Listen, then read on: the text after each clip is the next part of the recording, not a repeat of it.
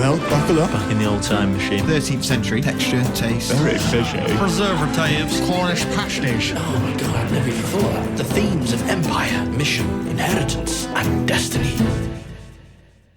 Hello and welcome back to What the Food, the podcast that uncovers the origin stories of dishes, food items and drinks from all around the world. We dive headfirst into history to try and figure out why we eat the food that we eat. My name is Miles Dickinson. As always, I'm here with Andy Cantor and Dom Gray. And today we're uncovering the origin of caviar. Caviar. Oh, very fancy. Very nice. Just going to jump in here. This is going to be like a little bit of a season finale, isn't it? We think we're going to transition into a little bit of a season format where we kind of take little breaks, regather our thoughts, make some behind the scenes tweaks and changes, give ourselves a little breather, and then come back stronger than ever. Yeah, So- just to make the pod as good as it can for you, dear listener. That's all we're doing. You know, It's for you. It's for you. Getting the whiteboard out, crossing off some things, adding some things. Yeah. This will be the last episode of Miles and Dom. It's just going to be me going forward. We're getting sacked by Wait a minute. We're still in contract negotiations. You can't be going public. We're trying to write something like that. No, be nothing without me. So yeah, we'll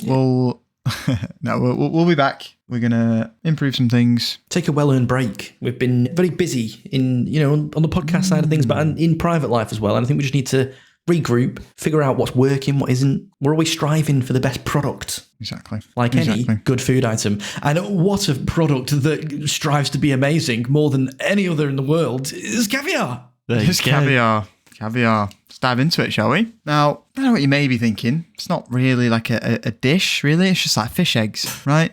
Yeah. Surely it's not going to be that interesting. Well, Well, on the intro, I say food items. This is a food item. you do, but I don't think we'll ever do an episode, or maybe like in 4 or 5 years' time, episode 467, History of the Blackberry. The blackberry, very sour this time of year. Exactly. Might just be my arthritis. Mouth ache. Anyway, carry on. No. We're not doing that. Caviar, these little pearls, very rich history and very complex. Very complex. You guys eaten caviar before? You had caviar? Yeah. Not every day. No, it's not an Oh, you don't- everyday Oh, really? thing, is it? We're not like you, Andy. Yeah, I have it. A little spoonful before bed. That's got to be up there as the worst thing to eat before Yeah, bed. right. Captain, I'll have my caviar, please. Good night, darling. No brushing of the teeth or anything. No. I've Secret. done that before. I've washed my face, I've Mint for moisturised, I've flossed, I've brushed my teeth, I've used And then fish mouthwash, Listerine, and then fish eggs. Wow. Rancid. I think I can count on one hand the amount of times I've had caviar. I think, Yeah, same. yeah, not many. I had some on the way back from Puerto Banús in Spain, in the airport. They had like a little champagne and caviar bar. Okay. And somehow, Feels as a a bit fancy. 24-year-old, found myself there drinking champagne and eating caviar on Balearic. Oh, bloody hell. Big lottery winner, isn't it? What? No. Just like you spend on holiday, don't you? Not the airport. Not the airport, but on the way home. Yeah, I'm usually done by then. That's when you got leftover euros, isn't it? Trying to get rid of those leftover euros. Black label caviar, please. Fair enough. Fair enough. Yourself, But I Dom? can't say I enjoyed it. Oh. Well, it tasted to me, and maybe this was just because I was young and had an untrained palate at that point, but it tasted like the deep, dark, gooey, ooey depths of the fucking ocean in my mouth. Wow. And you've Basically had what that it is. in your mouth before? Yeah. I was going to say what you compared it to. Wow. Well, it's just what I imagine that is. It's, like you've licked like a part of the Titanic. You've licked a part of the Titanic. That's a crazy line. Wow. Okay. Right. So salty is what you're saying. Yeah. Salt. Yeah, Brine. but also fishy. Yeah, But also fishy. yeah, but like Right. 1,000 fishes in your mouth at once. It kind of is that, though, isn't Kind it? of is. I was going to say, you basically... realization. It's like kind of is that. drinking a kind bit of of is. orange juice and being like, it tastes of oranges, like the Millions juice of pieces of orange. That's exactly what it is. Fish eggs taste like fish. Yeah. Lots of fishes in my mouth. Lots yeah, of that's fishes. exactly what it is. Funny, isn't it? Thousand even. But here's one for you. Go on. Eggs don't taste like chickens. The yolk kind of does in a weird way. I think you're eating off eggs or something there, lad. Well, I don't know. Maybe a very Tucked into a fucking carbonara and just got a taste of chicken. Like, So what you're are you on about? saying egg yolks taste of chicken? What kind of a line is that? Well, it can only possibly taste Good carbonara half. this week, Luigi. Extra chickeny. Brilliant. Good one. No, I don't know. Yeah, maybe that's a weird one. Maybe that's a weird take. Yeah, I'd say so. Dom, your opinions, thoughts on caviar? I've eaten it usually when I've been very drunk. Usually at like some sort of bottomless brunch when I used to live out in the Middle East. So, yeah, walkabout, yeah. Walkabout caviar. Yeah, no, don't really remember it, but It's like I say, it's not really an everyday. cod eggs. Straight from Grimsby. Yeah. It's like bubble tea. Oh, come on. In the bottom of your pint. Oh, That's rancid. Christ. But yeah, not by no means a expert. No. Did you like it? Can't really remember, mate. Drank a lot of beer since you know, Yeah, fair. as it sounds. Well, caviar itself has actually been around for ages. We're talking like ancient Millions of years. times. Ancient times in terms of like humans actually consuming it as well. There's actually mentions of sturgeon fishing in some of the oldest texts that we've got as humankind. So it's pretty clear that we had a bit of love affair with these eggs for a very long time.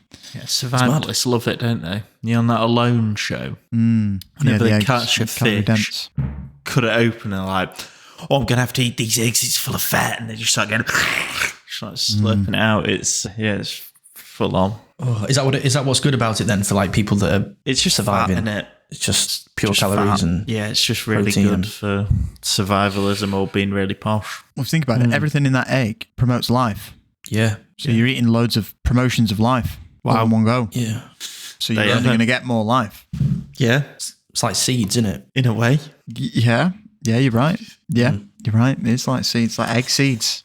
So I guess that's why people, you know, in ancient history have been eating them as well, because food would have been scarce back then, and like they're going to jump at the opportunity to eat something that's that kind of calorie dense from the get go, aren't they? Yeah, I mean, they probably didn't know that they were calorie dense at the time. They probably just saw them as maybe a bit of a byproduct of the fish. Fish meat.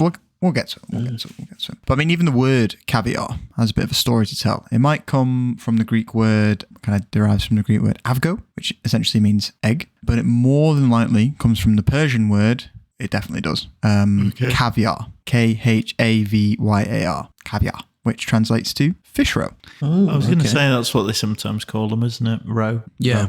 Yeah.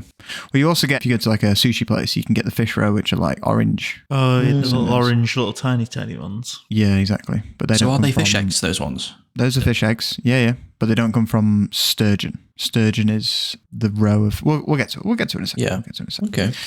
But the Persians were the first to realise that the sturgeon eggs from the Caspian Sea was something special, because there's sturgeon all over the world. You can fish sturgeon all over, but those from the Caspian Sea are really quite special. So it starts with the Persians, and then the Russian royals kind of roll in, take it up a notch, making caviar a must-have at their fancy feasts, and it eventually turned into like a bit of a symbol of wealth and status for the Russian tsars. I want to eat the fish eggs. Nothing but fish eggs.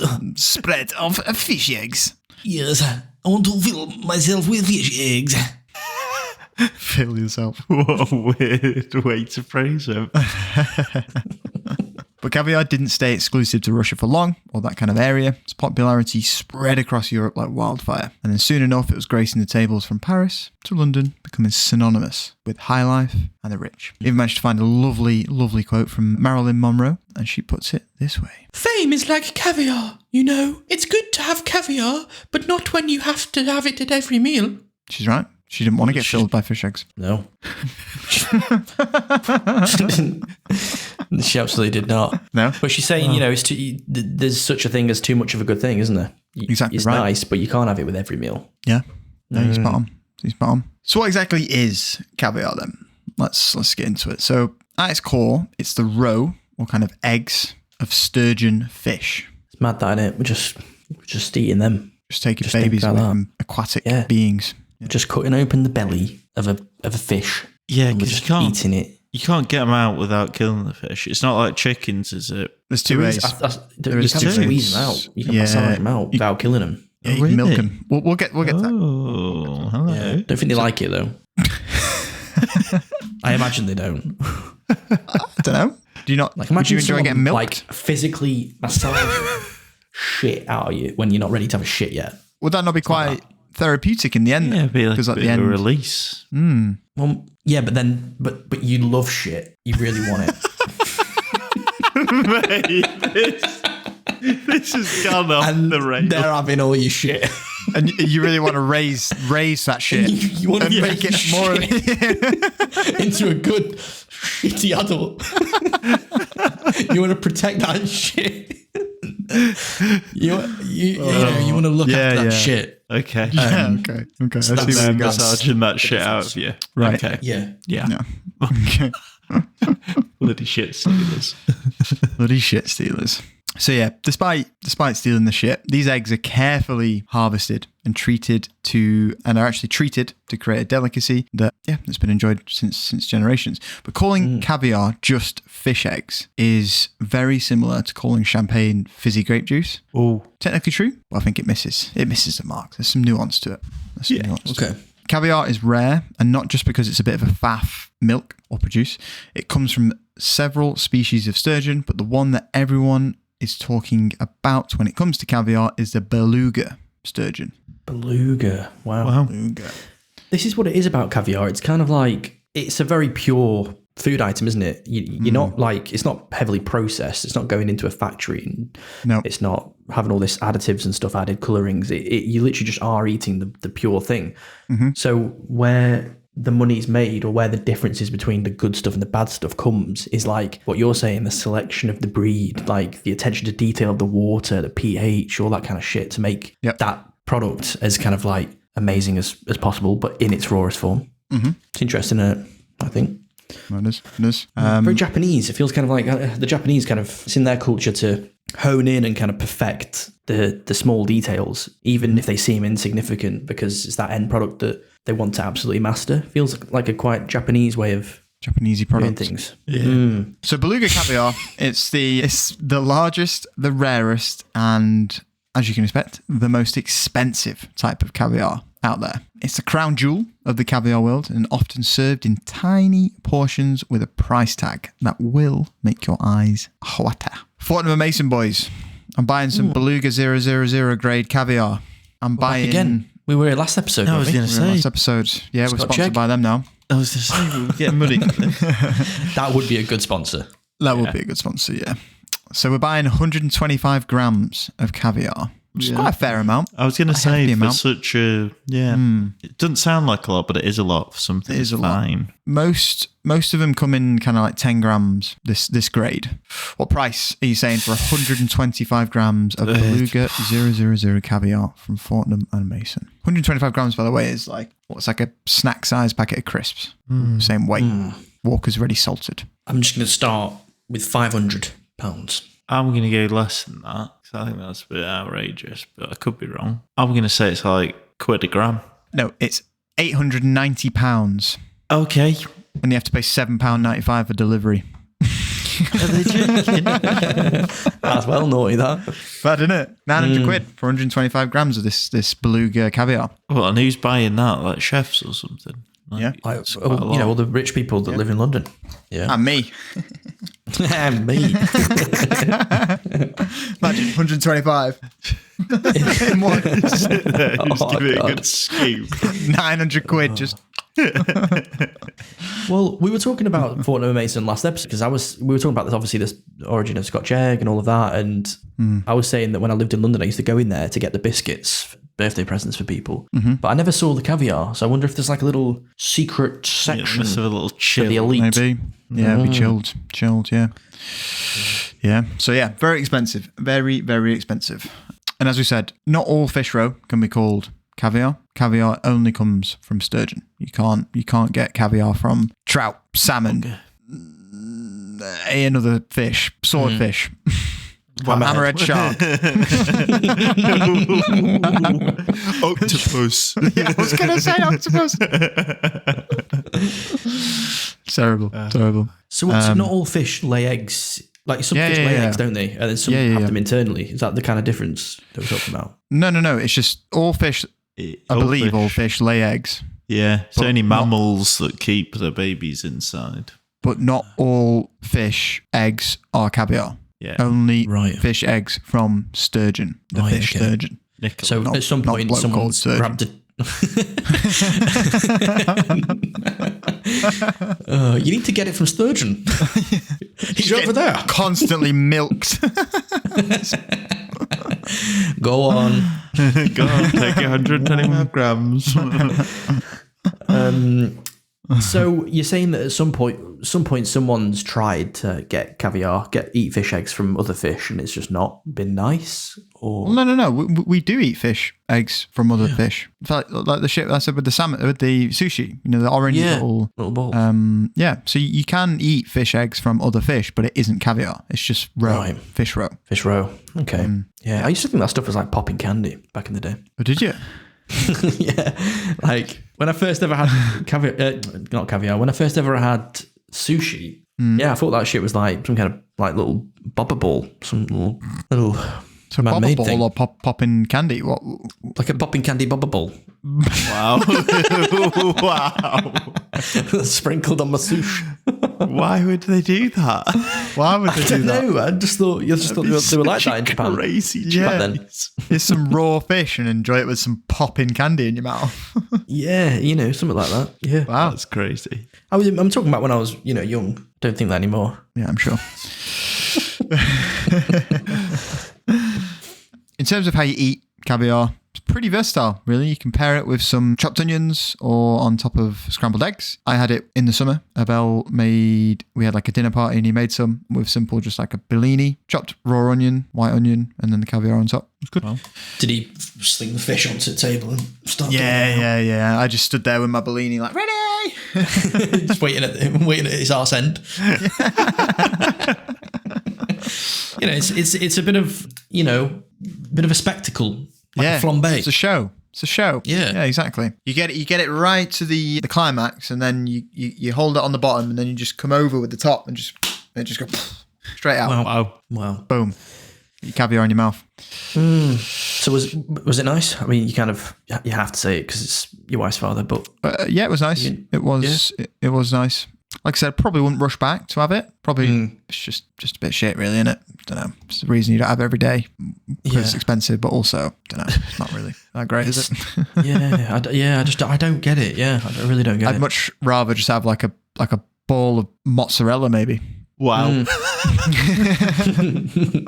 If you held both of them out in two hands, I'd just grab the mozzarella, I think. Yeah, it's fair. Maybe even like a Muller yogurt. I'd probably go for the Muller yogurt. Wow. Yeah.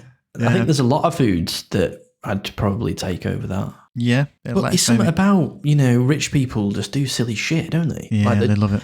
They just find weird ways to spend their money and they think they're doing cool stuff. You just actually eat just mouldy eggs. Yeah. You know what I mean? Speaking of doing cool stuff, I managed to find a quote from Alexander Dimitrev, who is a caviar specialist and vodka sommelier.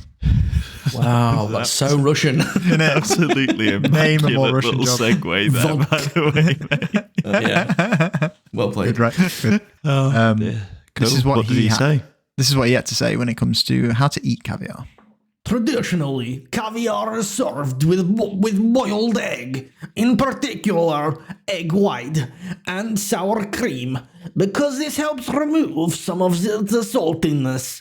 This combination is then served on top of or inside plain bliny, and is the most traditional way and has been so throughout Russian history.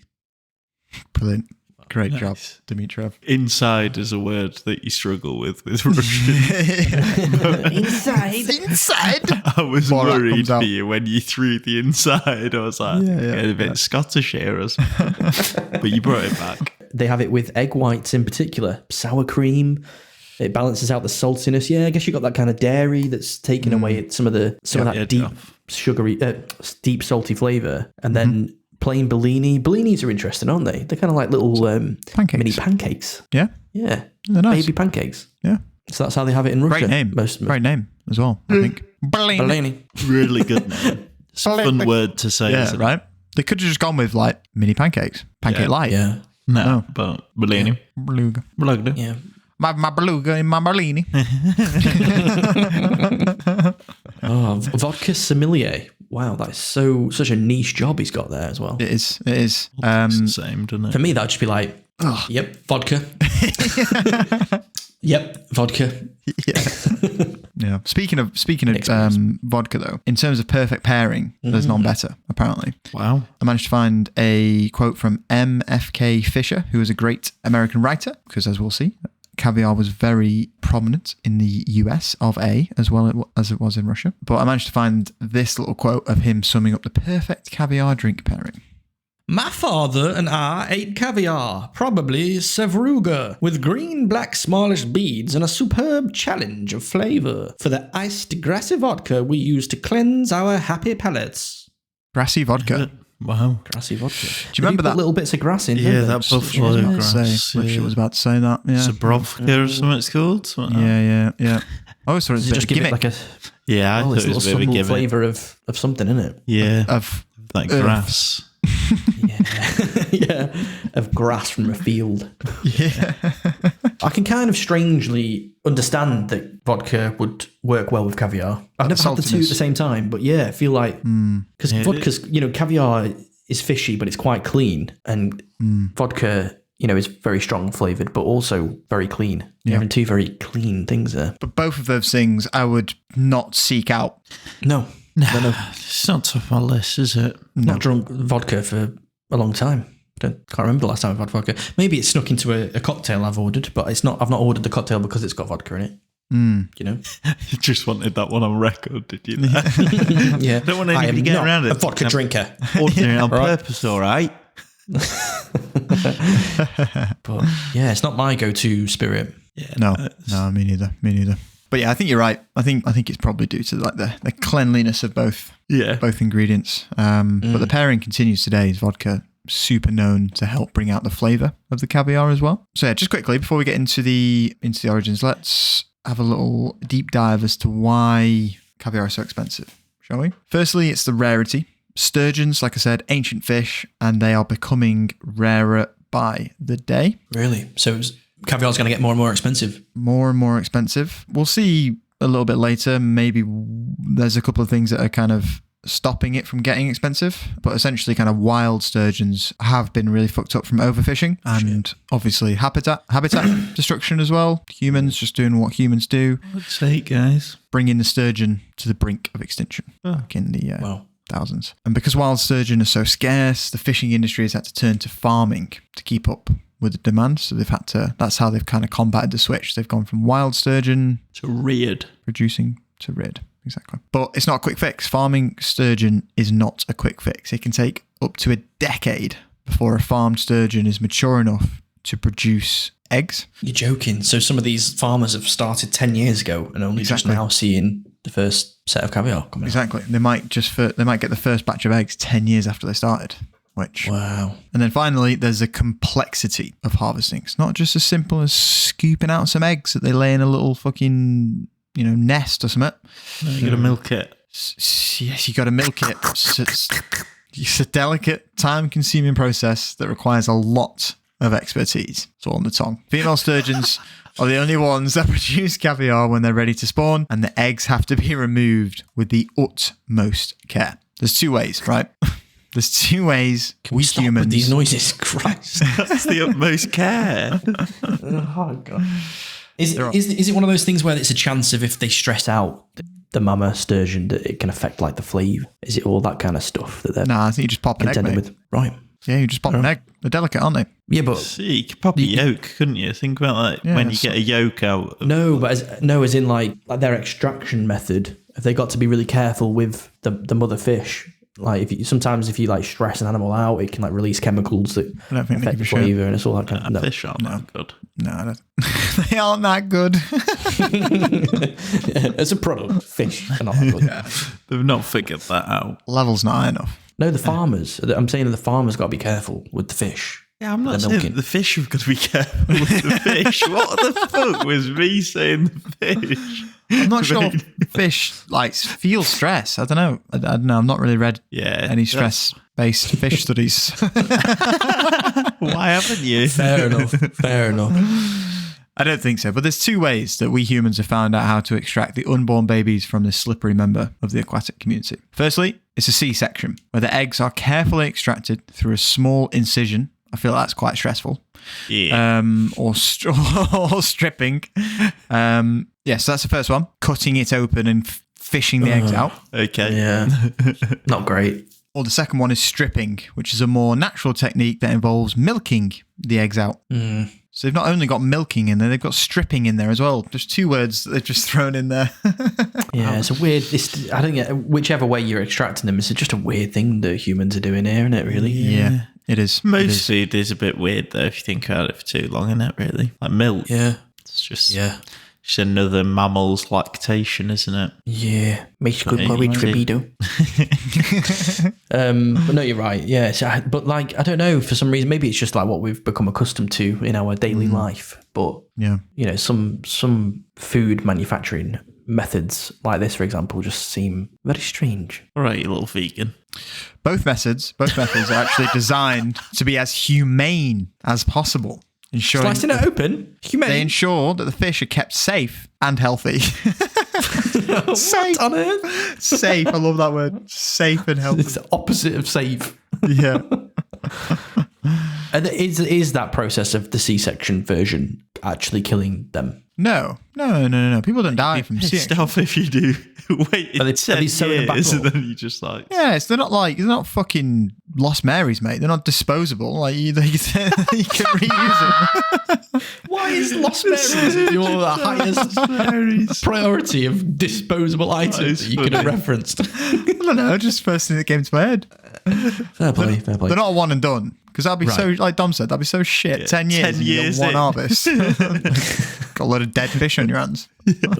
Right. So they're sewing them up, putting them back together, sending them on their way. I don't think they're sewing them up. I think they're just throwing them back in. It's only a small incision. Yeah, fish are good at... Is it? Yeah, healing holes in themselves. Like, Yeah. Right, okay. So they can make quite small. Used to be like poured out and stuff by bears, aren't they? Like grizzly bears and stuff. Got little claw holes in them. Once the eggs are harvested, the process doesn't end there. You see, the roe has to be gently separated from the sack, salted, and then drained to create the final product. And this is where the magic happens. Too much salt, and you've ruined the delicate flavour. Too little, and the eggs won't last. So How long do they last if you get it right? I think indefinitely. Is I would it? say. As long as they're refrigerated, I believe. The Or served at span the right of the temperature. sea.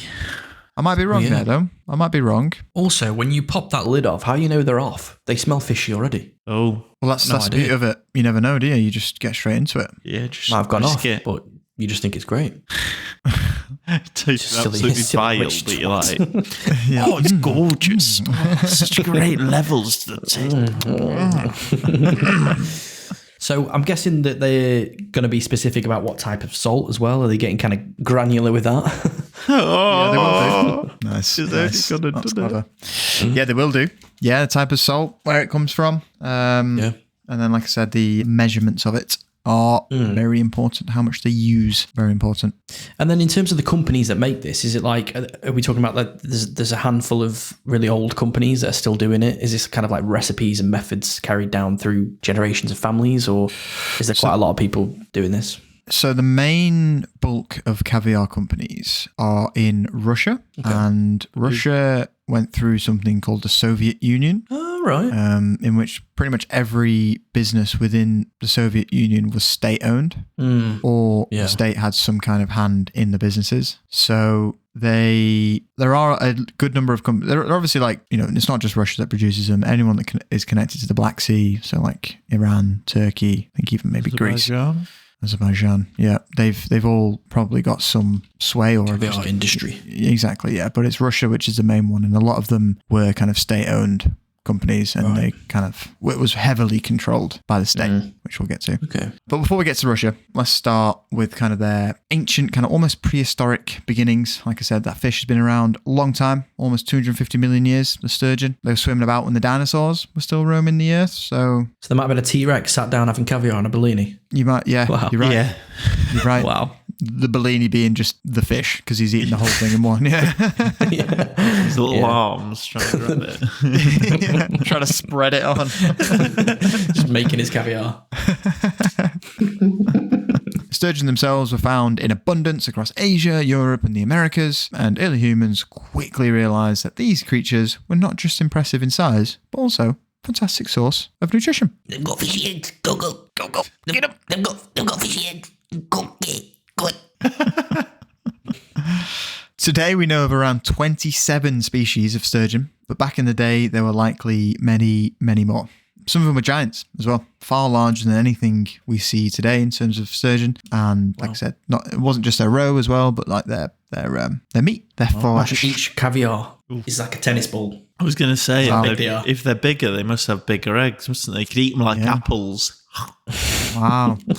These sturgeon's eggs, packed with protein and a unique kind of briny flavour, were considered a delicacy by some of the earliest civilizations. The Greeks, for instance, were known to celebrate important events with sturgeon roe as early as the 4th century BC. Even the great philosopher Aristotle made note of the Greeks' fondness for sturgeon, highlighting its importance in ancient banquets. He described caviar as The eggs of the sturgeon heralded into banquets amongst trumpets and flowers. Love that he's old. Oh. Just because it's a long time ago. He's from a long time ago. He's done a lot of growing. Resurrected, done a quote for us, and then he's fucked off. Okay, he's back to the crypt. Buried him back up. Yeah. Very much the stuff of banquets and feasts and celebrations. It's always been bougie. Always been bougie. It's always been bougie. It does catch the eye though. Like it's a very, well, I guess different types of caviar are going to look different, but the ones I've seen have been like deep, dark colour. And they kind of look interesting, especially on plates with other food. It's quite an eye-catching thing. Pretty eye-catching. It's also quite foreign, isn't it? It's quite alien looking. So your eyes are just immediately drawn to it. It's glistening. Like if it's sat next to like a ham sandwich, you're going to look at the caviar first, aren't you? Yeah, it's far more unique looking. I also managed to find a quote from Strabo, who was another Greek philosopher, geographer, and historian who lived in Asia Minor, very important, during the transitional period of the Roman Republic into the Roman Empire. In his geography of the Caspian region, I managed to find this little tidbit of sturgeon fishing. And fish that became caught in the ice are obtained by digging with an implement called the gang. I was going to say gang. The ice are obtained by digging with an implement called the gang, and particularly the antacai, which are about the size of dolphins. So the antacai are the sturgeon. Right. Okay. So to make sense of that, he's saying that the fish became caught in the ice. Are being caught in the ice. So like ice fishing, you know, when they like dig a little hole. An implement called the gang game, and particularly the which are about the size of dolphins. Wow, that's big. That's very big. Isn't it? Very big. Yeah. Big fish. Have your arm off that. Yeah, especially like under your feet as well. Yeah, not where I'd want it to be. No. Strabo kind of sounds like a rap name as well. Yeah, Strabo gang name. Strabo gang. So that's the Greeks. Meanwhile, over in ancient Persia, they had their own methods of enjoying sturgeon roe. See, instead of harvesting the eggs directly from the live fish, the Persians collected the roe by hand from riverbeds. So that's later in the process, once they've already been kind of Exactly let right. go. Exactly. When they've already Sounds been... tedious as fuck. Sounds fucking tedious. It sounds horrible, doesn't it? Like, imagine, Swimming right? around in the fucking dusty bits of the The bay or whatever. In the river. It's a river, isn't it? It's also hot as fuck as well. And also, like, it's a river. So imagine mosquitoes. Yeah. There's no DEET. You can't, there's no spray. You just, nah. There's crocodiles probably as well. Yeah. Not worth it, mate. Not worth it. Yeah. Nah, leave that. And as we said in the beginning, it was the Persians who gave us the modern name for this delicacy, coining the term caviar, spelled Khavyar, which translates to fish roe, and it eventually evolved into the word caviar, but it didn't make its way into English texts until 1591. This is so old, isn't it? It's been around such a long time. So old we've been scranning this. So old. I was super surprised when I was doing the research for it. Very surprised. You don't think it feels quite a contemporary food item in a way. Yeah. I know it comes in quite ornate kind of tins, but something about it just feels kind of elevated and modern, but ancient. Yeah, ancient. The Persians weren't just content with eating the roe as it came, though. They were also the first to start curing the caviar and the fish. Right, okay. So they're maturing it. They're kind of giving it new flavour over time. Preserving, Yeah, exactly. And kind of this method of curing sturgeon set the stage for caviar's journey from a simple, nutritious food that people were fucking grabbing from riverbeds to a luxurious delicacy that it soon was to become. So it's transition from I'm eating this because I need to survive and it's calorie dense to I'm going to capture this, wait, add some flavourings and eat it at a party. Yeah, save it for a big occasion.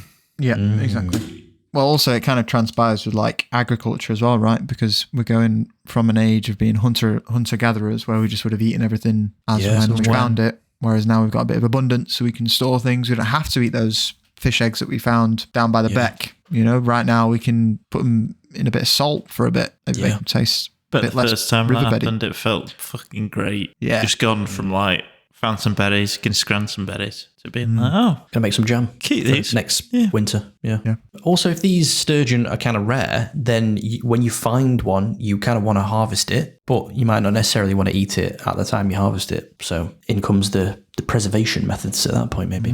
Now, if there's one place that's super synonymous with caviar, it's Russia. Russia, right? Russia. Now, the Russians didn't just appreciate caviar, they turned it into the epitome of culinary luxury. But as we'll see, it wasn't always the case. You see, the story of caviar in Russia is pretty fascinating. It started off as very much like a humble kind of food source, and it quickly turned into a symbol of kind of imperial extravagance. So by the 12th century, caviar had become a staple in the Russian diet. It was served at grand feasts, like community feasts, religious gatherings, special treats on kind of like fasting periods, things like that. So it wasn't something they were eating every day, but it was something that all members of the community would have had at one point throughout the year to celebrate or to commemorate or to... Okay.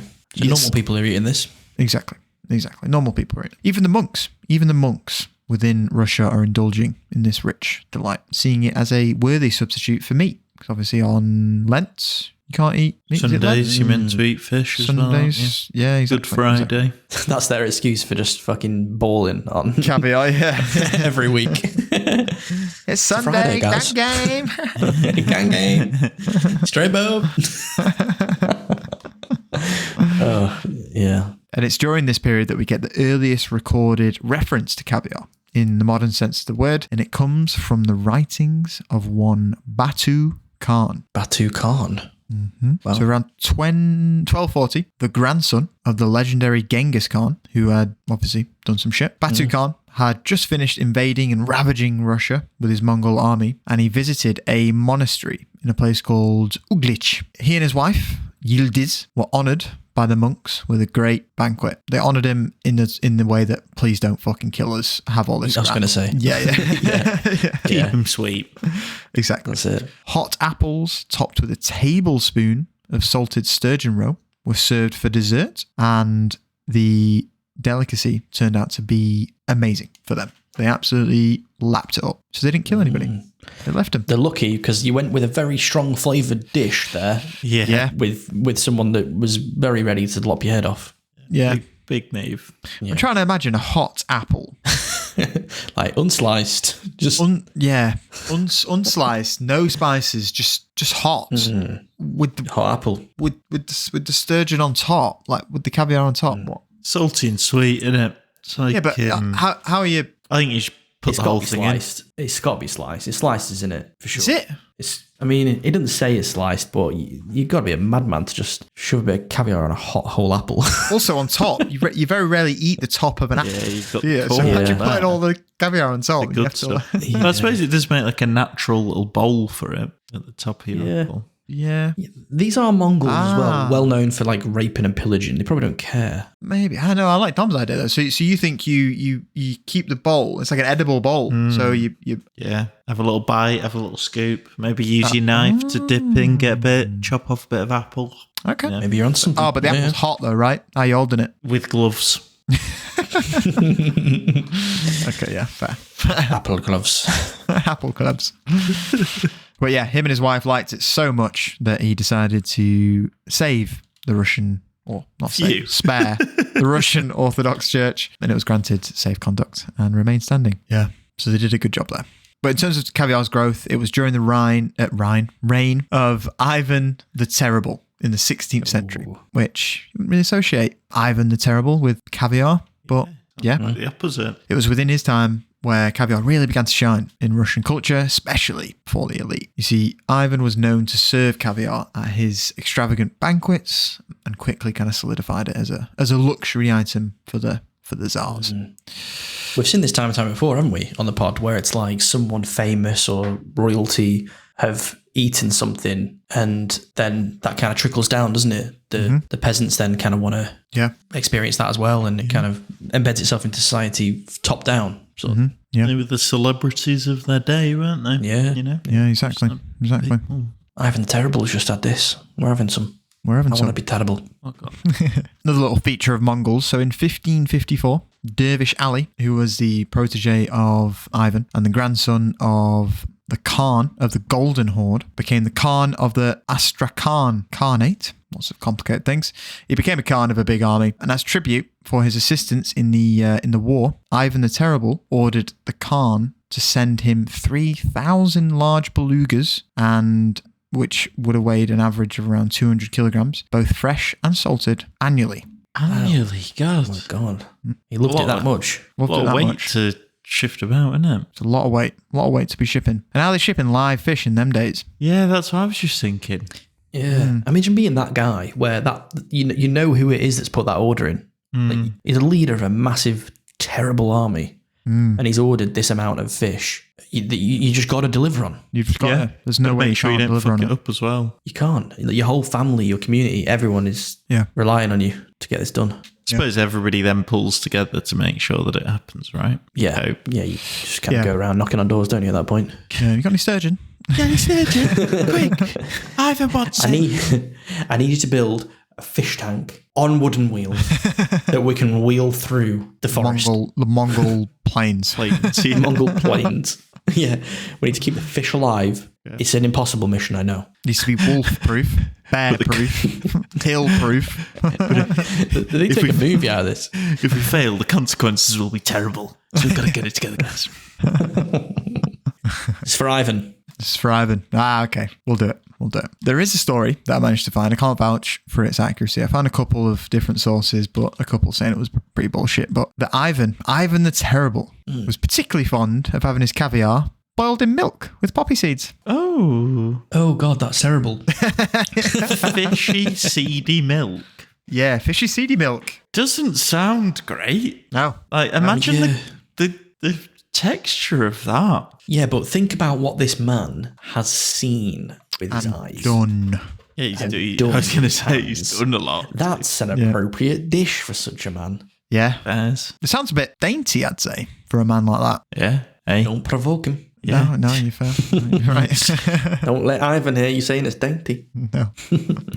Maybe, yeah. Feels a bit like, a little bowl of milk. Yeah, Ivan. Maybe that's what he was having before bed. Was he having it warm as well? Probably. Probably. You're not going to have it cold, here. I guess not. No. Fair point. So yeah, a bit, not 100% on that one. But what we do know for sure is that there is a 16th century manual called Domostroy, or House Order, which basically is a guide to running a Russian household during Ivan's time. In that guide, they recommend caviar for every weekend during Lent. God, I thought every weekend. I thought you were going to say for every dish. Sprinkle a little bit in. Just anything. Oh, God. No. It's not just plain caviar either. We're talking these types of caviar. Caviar, pike caviar, pressed caviar, fresh sturgeon caviar, caviar preserved during the autumn, pastry crust with sturgeon caviar, caviar simmered in vinegar and poppy juice, and caviar patties. Well, they're having a double smash caviar burger. With a caviar milk poppy sauce. Yeah. There was some rogue ones on there. Yeah. Simmered in vinegar. What does caviar preserved during the autumn mean? It's got a pumpkin spice flavour to it. Seasonal special. Yeah. I'm assuming that's maybe because that's when it's like the most like at its best because the fish have had like a summer of good eating. That's it. Yeah. You know? Yeah. So they're plump and their eggs are extra plump too. I don't know. Juicy. And what a nice thing to have by the fire. Nice big bit of beluga caviar. Beautiful. And he wasn't the only Tsar that was kind of obsessed with caviar. This kind of tradition followed throughout the kind of dynasty of Tsars that followed him. And by the 17th century, caviar had become an essential part of the Russian imperial diet. It wasn't just a food anymore. It was a statement, a way to demonstrate wealth, power, and refinement. So, 1696, let's fast forward a little bit. Pivotal year for caviar. Not only did Russia start opening up to Europe, both culturally and in terms of food, but it was also when Tsar Peter the Great took the throne. If you've played Civ 6, you've probably played a few games with Peter the Great. Legend. Peter the Great. Peter was all about modernizing Russia. It was all about that modern Russia. But despite all of his good points, he did also fancy showing off a little bit. Fancied it. Ooh. So as Russian nobles travelled around Europe, picking up new habits and flaunting their own, they brought a taste of home with them, including caviar. So these Russian have a go people... at these. Exactly. Fish eggs. Fish eggs, guys. Yeah, we call them caviar. People in Europe are just like not ready for that at all. No. You did what? You Does it have simmered gravy them or in not? Vinegar? Yeah. They've like shared a potato all week. And the guy comes around with like... Salty jar. fish eggs. Yeah. What the fuck is that? It was Peter who first got serious about the caviar business. So he set up a department to commercialise fishing in the Astrakhan area, and he gave the Cossacks exclusive rights to sturgeon fishing. Wow. Which was a clever move because it ensured control over the caviar market and put them kind of in debt to him, which in turn maximised profits. We've seen before where governments and people in power of a certain country get involved with the manufacturing of food to like better the state. That's kind of like a thing we've seen before. I know like the one that's springing to mind is with pad thai, and I know that's a much more modern version of this, but the kind of government got involved with pad thai, didn't they, to kind of push that out and help with tourism and It was like a lots of cultural other good thing, reasons. wasn't it? Like to boost Thai identity. That's it, yeah. Yeah. And it's interesting, isn't it, when you've got these private sectors, these private industries, but then the government are like stepping in to help out for their own kind of benefit. Yeah, it's interesting. Seems like what's happening here a little bit. Yeah, no, for sure. Then you also, after Peter the Great, you get Catherine the Great. A lot of greats. A golden age for Russia at this point. great. They're all great. She took things a little bit further. She saw the potential for caviar to become more than just a local treat. She wanted it to be a luxurious delicacy fit for the grandest European tables. This is like worldwide. She wants to go Mr. Worldwide with it. She wants to take Strabo on the tour, mate. What she did is she granted a Greek captain by the name of Varieties exclusive rights to fish the Caspian Sea, which in turn opened the doors to proper distribution and export. Because if you think about it, if she gives the Greeks access to the Caspian Sea, the Greeks are obviously quite a seaworthy nation. They have access to the Med and kind of all the kind of the world, I suppose. It's good to get it across Europe. There's a big market there waiting to be tapped into. Yeah, there is. But how are they going to keep it fresh? Well, Salt keeps it fresh to a point, but it was in the 19th century where the steamship came in to play.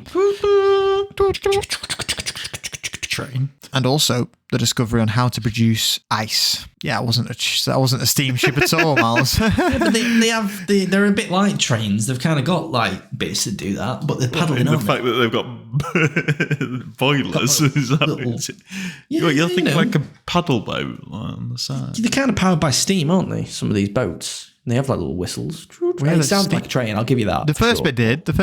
Whoop whoop was okay. Yeah, that's a bit of foghorn. It was. Yeah, that's the clatter of the wheels on the tracks. Well, there's a bit of that, but then I maybe should have laid in like a. There we go. Now we're talking. And then if you layer all those three, no, got yourself a steamship. What else do you get at sea? You get seagulls. You need to get a few of those in. Nice.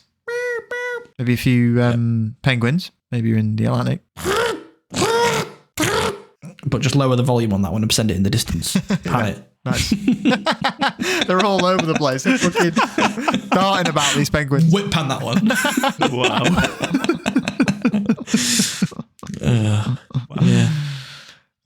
Yeah. So steamships and the ability to produce ice. Game changers. Ooh, okay. Game changers. How are they making ice back then? That's an issue. Yeah, through like power. Getting it hot. Getting the ice hot. Yeah, and then cooling it down. Yeah. By putting it in the freezer. By plugging it in. That's an interesting thought, though, isn't it? Yeah, I don't really know how they made ice in the 1920s. No. Maybe like an ice house, maybe? Like an igloo? Yeah, I think it's a lot to do with that wind and air whale blubber and things. bags. Whale blubber bags? What the hell?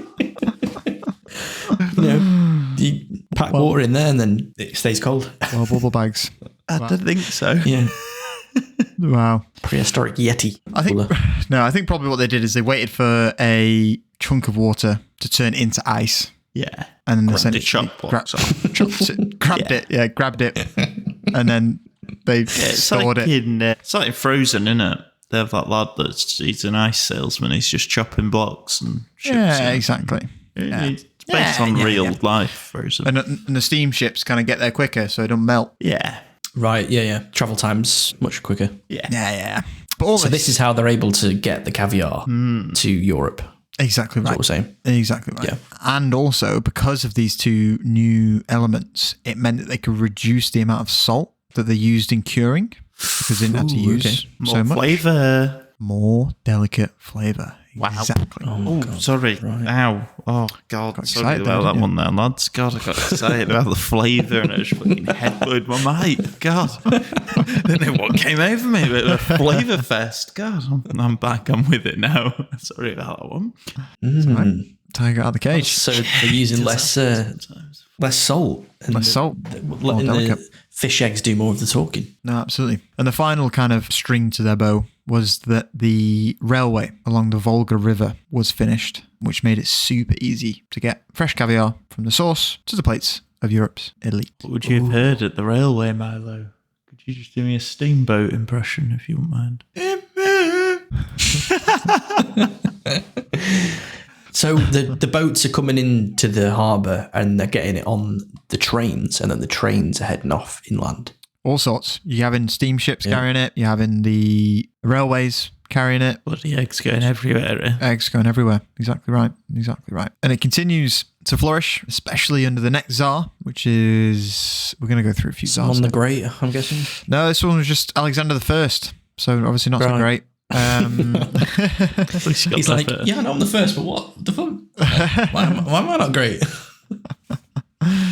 But like Catherine and like his great men before him and women before him, he was also about spreading that caviar love far and wide. Yeah, sounds pretty grim, doesn't it? But during the Napoleonic Wars, he didn't just equip his troops with weapons, he also sent them off with barrels of caviar. Fucking hell. What? Troops? Yes, part of the supply train. Barrels of caviar. Wow. I guess it keeps well, doesn't it? Stores well. Stores well, nutritious. Dense. And I think it would have just spread throughout Europe as well, Obviously, the Russians had a bit of a bad time during the Napoleonic Wars. Turned out all right in the end. But they had a few defeats and I imagine a few retreats. So they might have left a few barrels of caviar for the old Frenchies to apprehend and enjoy, get their little greasy fingers into. So, Wow. Yeah. yeah, have a chap. And also, the idea of giving the soldiers a little piece of home to take with them. Good for morale, reminds them that strong fishy flavour in their mouth is reminding them what they're fighting for. Gives them an extra vigour in their step. Fighting for all these sturgeon. Fight for the fish. No, it'd be more like, Fight for the fish. Fight for the fish. I can't wait to get home back to my milking, little Bertha.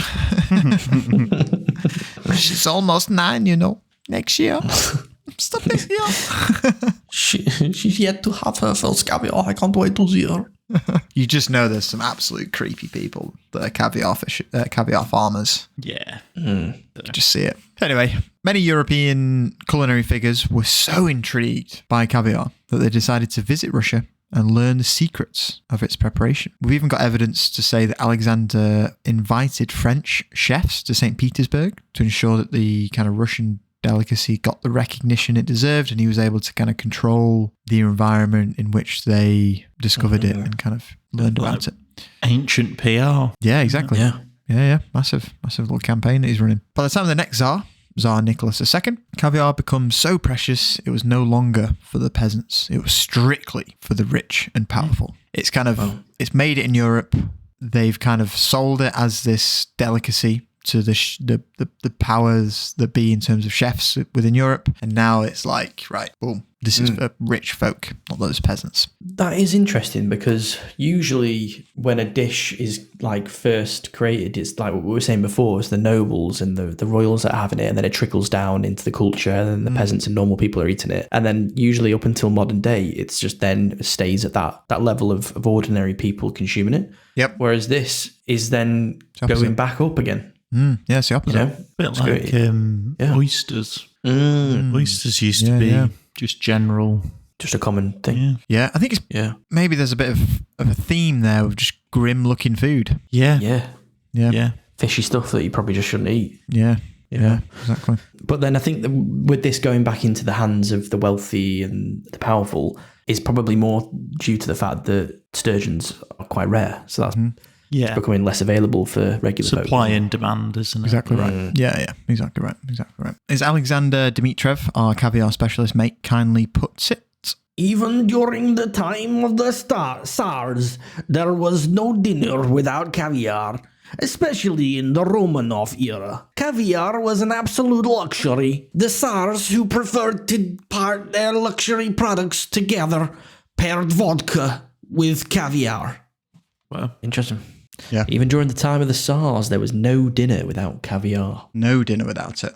Have to have it. But, as Our Lady Marilyn said at the beginning, you can't have it with every meal. Can't have it with every meal. over egg. No. Hey, over egg. Hey. That one just waiting. Yeah. That's a no-row zone.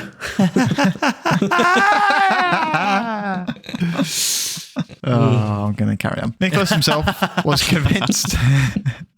So Nicholas himself, just finishing up on this Tsar, he was convinced of its health benefits, believed in it, lived by it, ate it by the bucket load, and ensured that his children did the same. So from 1869 to 1900, caviar production in the Caspian Sea exploded from 4 tons to 3,000 tons. Well, Just think about that. it's a big amount. I don't know what the percentage is on that, but Big. It's fucking big. it's a lot. It's big.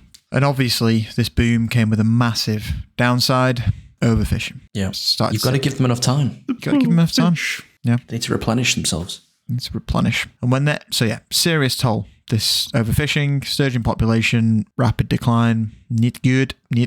When the Russian Empire morphed into the Soviet Union, caviar became more than just a delicacy. It became a financial lifeline. You see, the Soviets needed a strong currency, so they handed the monopoly of caviar sales to a pair of Armenian brothers called the Petrosians, and the state essentially, they were managing it, but the state controlled them. They answered to the state, essentially. So it was state-controlled. The fishing operations became strictly regulated, and kind of new plants and hatcheries began springing up to boost production of caviar. And the state agency Prodintorg was put in charge of setting prices and deciding how much caviar would would hit the market each year. So they've essentially got a monopoly on it, and they can charge as much as they want, depending on how much they need to boost the economy and the currency and all that sort of shit. Fair enough. I wouldn't be surprised if they're holding reserves back, to make it seem like it's in more demand than it actually is. What the Canadians do with maple syrup, isn't it? They've got hold it back and raise the price. They've got warehouses full of drums and drums of it, and then they release it into the market to keep the price consistent. It's like their national dish, isn't it? We'll definitely do an episode on that, because the idea of milking a tree is interesting to me. Yeah, so. Definitely. Yeah. Could be one of the scandals, we cover. actually. I think there's a scandal behind, bastardization of the syrup. Yeah. Anyway, let's not spoil it for our listeners. Come back for season 3. Maple syrup scandal. Ooh, hello. So Stalin himself, the leader of the Soviet Union, cared very much about building Soviet luxury brands, and he wanted to create a special background for caviar as well. So he established more state breeding farms and set fishing and selling limits, and he also specified who could be a recipient of caviar. So not any old folk can just buy. If you're not on the list, you're not coming in. Exactly right. Yeah, it's getting very weird now, isn't it? Mm-hmm. They've turned a simple thing of nature. Yep. They've kind of manufactured what today is the mystery around caviar. Yeah, 100% they have. 100% they have. Yeah. All Soviet Union kind of controlled, and it's all kind of their doing. But unfortunately, while doing their calculations, they did not take into account poaching, which bloomed proportionally to, against the increasing restrictions. Yeah. And that kind of still meant that the population was in decline. It wasn't in as much decline, but it was still in decline, unsustainable. And then collapse of the Soviet Union, chaos. Okay, you go from a completely kind of state-owned and operated entity to that operates a well-regulated sturgeon fishing industry. All of that falls apart. Factories close down, unemployment skyrockets, people are desperate for work, people are fucked, right? Struggling to eat. There's no shit. Shit time. Shit. It's just fucking shit, all right? It's shit, yeah. I'm not going to paint you a picture. I'm just going to tell you it's fucking shit. Yeah, really, really bad. Just imagine anything that could make your life a bit shit. They were having that. They were living it. Yeah, exactly. So most people desperate for work, desperate to put food on the table for their families, they turned back to fishing. Obviously, no regulations in place. It was a complete free-for-all. Sturgeons were being caught before they even had a chance to reproduce. 10 years as well. God. They were being about. Exactly right. They were being killed more for the meat than they were for the eggs themselves, weren't being harvested properly. But also, just to add a bit more spice onto the fire, during that time, you've got a surge in global demand for caviar as well. Right. Because obviously a lot of people have been like, shit, Soviet Union's open or gone. Caviar, we can now get some because Stalin used to control who used to buy some. They think it's more available than before. Exactly. Now everybody can. You can, at this period, you could fly into Moscow and leave with a fucking fleet of helicopters if you wanted to. So caviar is on the menu. It's on the menu. And all of this is a recipe for disaster. And it's exactly what happened. Shit went wrong. Shit really went wrong. During this kind of time, because a shift into the thousands, the population of sturgeon is going down and down and down. Caviar is getting more and more expensive. It ends up sturgeon becoming endangered. I couldn't find a percentage of habitat loss, but a good proportion of the habitat was lost as well. Yeah, it was not good. We can't just have a good thing. They put all that effort into making a good product, sharing it with the world, showing off, raising up the profile of Russia, and then it all came crashing down on them. Yeah. The rest of the world was left wanting a taste of more. Taste of the eggs. Luckily for us, though, and the sturgeon, the Convention of International Trade in Endangered Species, which is a mad agency, recognised the crisis and stepped in and put sturgeon on the endangered species list. Yeah.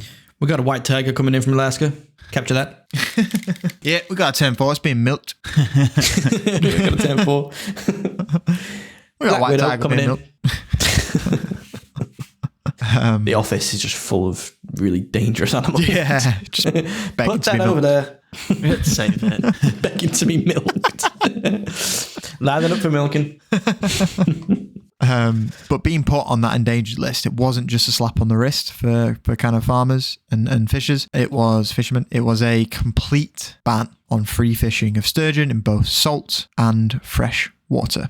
Complete ban. Yeah, because there's like a tipping point with extinction, isn't there, of animals? It's like once they get to a certain point, they're just gonna go. It's like just nothing you can do about it. Exactly right. Exactly right. Yeah. And they quickly began working on revolutionizing the caviar industry and introduced essentially full traceability to all caviar. So right now on any single caviar, legal caviar that you buy, you have to have the origin, the type of caviar, the date of production, and even the specific species of sturgeon that it's from.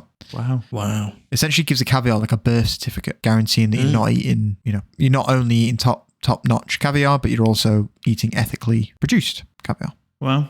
Right. I guess that's good. That's something that's come out of it, but it's in response to a lot of bad stuff, isn't it? Yeah, exactly. And this combined with kind of like modern farming techniques, producers could essentially start, or at least get within the realm of meeting the demand for caviar that was still very much high. And it meant for consumers, they could still enjoy, or they could now enjoy caviar without the guilt of contributing to the decline of an ancient species. Yeah, because although it takes 10 years to make, it is something that is predictable now. They know it's coming, even though it takes a long time still. Yeah, exactly. Yeah. More stable. Bit more stable. So while the days of wild... While the days of wild caught caviar might be over, the industry has adapted, improvised... and overcome. Nice. Very good. Took a bit of time, but yep. I was just making sure that I wasn't being silly and ruining your moment. No, you smashed it. Cheers, Ray. Thank you. It's all now become sustainable, traceable, and every bit as indulgent. Despite this, however, it's not all happy days and fish eggs. Half of the tested caviar from Europe is illegal. What? How's that? What's that? Where are they getting it from? Well, they're getting it from unethical farming practices or fishing practices, or what they're doing is that they're cutting the same that they do with cocaine and things like that. They'll cut 125 grams of caviar, a tin of caviar. Boba. Exactly right. Yeah. 100 grams of peppercorns and 10 grams of caviar. That's bad. That is bad, isn't it? Yeah, no, it's bad, That was a study from 2023 by that CITES. They're called the Convention of International Trade in Endangered Species. Yeah. Wow. So they're cutting it with like unethical or just like not unmarked, caviar, just random fish eggs that they found. It might not even be caviar. No. God, humans. Well, we say disgraceful. Frog spawn. I mean, that was a nasty one to say. Why have we never eaten that? I wonder if anyone's eaten that. Have you ever smelt it? Just grab it, salt it, tin it. Boom. Yeah. Wow. I think we're on some of that, boys. Grab it, salt it, tin it. I guess with any substance in the world that is so valuable per grammage, you kind of introduce illegality. It's rife for illegality. It's the word you're looking for. Sound like a fucking frog. I don't know how to say that. You are like, as soon as you make it worth something, then it's worth breaking the law for, Yeah. It is, because criminals want to make as much money with as little product as possible. I guess criminals and business is the same over here, but it's the same. The same picture. Yeah, you're going to get people wanting to cash in on caviar as well that aren't regulated. They want that dollar. No, for sure. So it's a real big issue, and it really continues to this very, very day. So if I go into Fortnum & Mason and buy some caviar for Christmas, am I going to get proper stuff? What you're going to do is you're obviously going to take your spoon in with you. Oh, yeah. And you'll get them to crack open the tin and you'll taste the product before you buy it. No way. Yeah. Can you do that? Yeah, I reckon so. If you No, you can't. I'll just go in for tasters and then just leave. This isn't the one that I wanted, buddy. Cheers. Just imagine. Just going disguises. Can I try that tin? Scran off. What about that? I think this is bastardized with trout. Dip your spoon and take off. Yeah. Tablespoon. Double dip in it as well. Yeah. No. That's not right. No, I'm guessing if anywhere's doing it properly, it's Fortnum & Mason. Yeah, when I was just on the website then, they had the whole traceability got you. details. Yeah. Well done. So for that one in question, the country of origin was Belgium. Is that Russian? The species were Huso. The age of the fish was 12 years. The egg size was good age. The egg size was between 3 millimeters and 3.5 millimeters. Who the fuck is measuring them eggs? Wow. They got to justify this price tag. So Right. this is how they're doing it. So the egg colour is pale silver / pale grey. What the fuck? I don't care. And it goes well with a 2006 Tattinger Comte de Champagne. I bet it does. How much should Tattinger pay for that? Yeah. Oh, yeah. Little brand crossover there. Brand crossover. Apparently they're hand selected. Each egg is hand selected. Yeah, it takes so long. That's why it's 900 quid. Yeah. Took 4 hours to tin this. So when you think of caviar, you might, as we've kind of already ran through, picture Russian tsars or kind of fancy French soirees, banquets and things like that. But believe it or not, the United States had its own kind of unexpected chapter in the caviar story. In fact, at one point, America was producing the vast majority of the world's caviar. I don't know.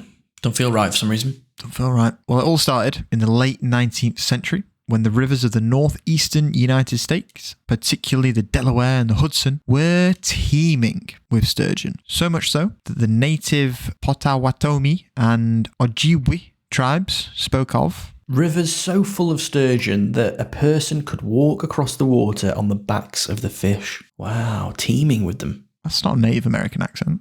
Why have you not gone for a Native American accent? I mean, I wouldn't even know where to begin with that. Don't try. You've changed. Don't try. That's mad though. Yeah. He's saying how many of them there were. They seem like fish that can survive in varying water types. Yeah, they do it all, mate. They absolutely do it all. Yeah. And if you have a look at a picture of a sturgeon, you will realise why, because they're very ugly looking fuckers. Oh, very hardy. Well, they're like dinosaurs. They've got like spines. Really? Yeah, Google a picture of a sturgeon now. Hold on. Look at this. Viewers... Sturgeon. Jesus Christ. Big, isn't they? Whoa. Yeah. So is They're like a halfway house between a fish and a shark. and a bit of a dinosaur thrown in with the kind of Yeah. scaly backs. They've got little whiskers. Yeah, like a cat. Yeah. Mollusks, crustacean, and other small fish. Oh, God. They don't... Yeah. Don't look great, do they? No, they don't. No. Well, you'd be pissed off if people were eating your fucking babies for years, wouldn't you? Yeah, Yeah, you'd probably grow to look a bit like that, wouldn't you? Yeah, that Yeah. would make you a bit annoyed. Yeah, exactly. So yeah, in America, teeming with sturgeon. And back then, caviar wasn't the luxury item that it is today. It was so plentiful in America that it often was given away for free in saloons, much like peanuts or pretzels are today. Wow. What the hell? You just walk in, get a pint and Some caviar. Some caviar. Yeah, because they're salty, right? Salty. Yeah, makes you want to drink more. It's exactly the same thing. Yeah. If they're fucking everywhere, going to be cheaper than peanuts. Yeah, you might as well. Yeah. That's crazy. Crazy, isn't I it? bet like there's some saloons that look back and they're like, why did we do that? We gave away so much expensive caviar. Too much. Why did we do that? We should have held on. Would have gone bad. Yeah, would Would have gone bad. Can't keep fish shakes forever. Gotta That's sell 'em. true. Yeah. So the real boom in America, though, took off around 1873 thanks to a German immigrant by the name of Henry Schatt. Oh, now. That's unfortunate for the lad. It is. It is. Well, Henry Schatt set up a shop in Pennsgrove, New Jersey. Henry Shat's Schatt, pants. Shats. I sell pants. Come on. Oh no, he's German, isn't he? he's German, yeah. Yeah. Shat's pants. Come down. Ooh, buy your I sell thing. all the greatest pants. Perfect for Come down to shouting. Shat's pants. Perfect for shouting in. No. He didn't set up that shop. He set up a caviar shop. Hey. And soon enough, his business started to thrive and he began exporting caviar to Europe by the ton. And by the turn of the century, so 1900, the US was producing 90% of the world's caviar, making most of it coming from the Delaware River. So yeah, 90% of the world's caviar. But they were doing something... I am really pissed off because I was doing 100% and now I'm doing 10. America doing 90. Some guy shot his pants, he doing it.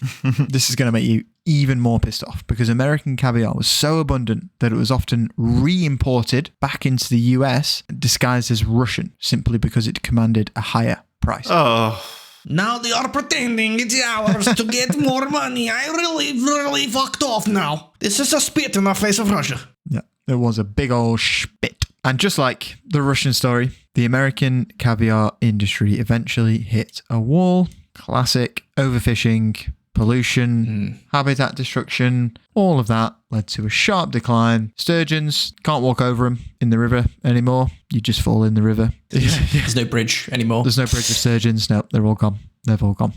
It's interesting though, isn't it, that both sets of cultures and groups of humans fell for the same trap. Because it's so expensive, right? That's why people were just like, fucking, let's make some cash. We don't care that all these animals are dying. It's like the same with the ivory trade, right? Ivory was going for a shit ton, so it's just fucking kill them all and get all the ivory we can. Make as much as we can. Yeah, mate. Yeah. Idiots. It's just it's a pedal to the floor mentality. Yeah. Yeah. Yeah, not sustainable. Not Sauron. You've not got pits of orcs, have you? You can't just grow them out the fucking ground. No. You can't. You can't. No. And if you did, it'd be great. Salty orc eggs. Ooh, yum. Fast forward to modern times, a bit of a renaissance in American caviar. Still not kind of got the same level of luxury as like Russian kind of Black Sea caviar has, but nevertheless, kind of the rise of sustainable farming practices, domestic caviar production in California and kind of Florida area has made a comeback, focused on quality, sustainability, and innovation. Back to it. People eat it, like they taste it by putting it on their thumb, don't they? I see people do this. They kind of like put a little scoop on there and they kind of, and I've always wondered why people do that. And if you guys know why you would put a dab of it on your thumb. Where else are you going to put it? Salty. Yeah, true. If you think about it, your fingers are going to be, I feel, saltier. Yeah, it's a good nook, isn't it? It's a good nook. Back of your thumb. Is that, yeah, maybe. It's a little kind of platform for it. Yeah. Interesting. You lick that bit of your thumb now. It's salty. Whoa, yeah. Yeah, it was. Why is it salty, mate? Why is it salty? It shouldn't be salty. The right answer was it's plain, you little salty boy. It wasn't. It's a bit salty. It's a bit naturally salty, that. Pissing on your hands or something. that would oversalt my caviar if it went on there. My walking salt rock. Yeah. So you have it. The journey of caviar from the ancient waters, the Caspian Sea, to the tables of Russian tsars and beyond. It's a tale of rarity, luxury, and meticulous craftsmanship that spanned centuries. From its humble beginnings as a nutritional powerhouse in the ancient times to its rise as a symbol of opulence and indulgence, caviar has always been more than just fish eggs. I'd like to finish on the perfect quote that I managed to find. A perfect quote from a legendary man. A legendary man with a big catalogue of incredible actions, decisions, legacy, and everything in between that he's left behind. A quote from none other than Arsene Wenger. What the hell? Oh my God. That was I was gonna say Alexander the Great. outrageous. Are we saying our goodbyes before this quote? If we're ending on this quote, can Shut we up, go read the now? Right, see you in a bit, lads. It's been good. See you season 3. Yeah, Yeah, we're seeing out season 2 here with Arsene Wenger. yeah, that is sad. What an absolute joke. God. One more He's episode, fixed I this. reckon. Go on. You're reading Here it. we are. Yeah, it's here, isn't it? I thought you were just going on strike. I won't read out that dirty man's words. Okay, go on. Right, well, the idiot says, if you eat caviar every day, it's difficult to return to sausages. That wasn't an Arsene Wenger impression whatsoever. If you, c'est français. If you eat caviar every day, it's difficult to return to sausages. Looking the camera in the eye there. Sausages. Sausages. Sausages. Wow, on that little pearl of wisdom, guys, we'll leave you to pull that one over. Oh, Wow. If you eat caviar every day, it's difficult to return to sausages. Yeah. You know, he is at the polar opposite end of Our Lady at the beginning. Yeah. Yeah. Marilyn Monroe. Yeah, wow. Yeah. I reckon he has sausages filled with caviar. Yeah, sounds like something he'd do. Little weird, He's a distinguished gentleman, isn't he? But we will continue to eat the caviar That's every better. day. Yeah. That's better. You should have done the quote. Maybe next season I will do the quotes. I read them. Well, there you go. There you are. Caviar. There you go. And the end of what we're going to reshape as season 2. Well, thank you guys for listening. And it's been great to have you along. And we hope you enjoyed that episode as much as we did recording it. Feel free to follow us on the socials. You can follow us on TikTok, Instagram. We're on YouTube. We're posting little clips from the show. We post little tidbits, little historical tidbits as well, and updates from us as well. More important than ever to follow us there, because that's when you'll see, I might put out a little teaser. That's just, that's it. Oh, it's back. Ooh. Get all excited again. So make sure that you follow us. And obviously for the new season upcoming, we're going to be back stronger. We're busy kind of cultivating the plans for that and kind of the topics. So if there is any dishes, drinks, food items that you want us to cover or you want to burden me with in terms of the research, I will be more than happy to do that. So send those in at whatthefoodpodcast@gmail.com. That's the one. Or messages on social. If that's easier for you, whatever. Give Dom a ring. His number is 079. Yeah. Any time of the night. Any hour of the day, I will answer and chat. Well, we'll leave you there. Yeah. Been a pleasure. Until next time, guys. See you next time. See you next season. Bye. Love you. Bye. Bye. Bye.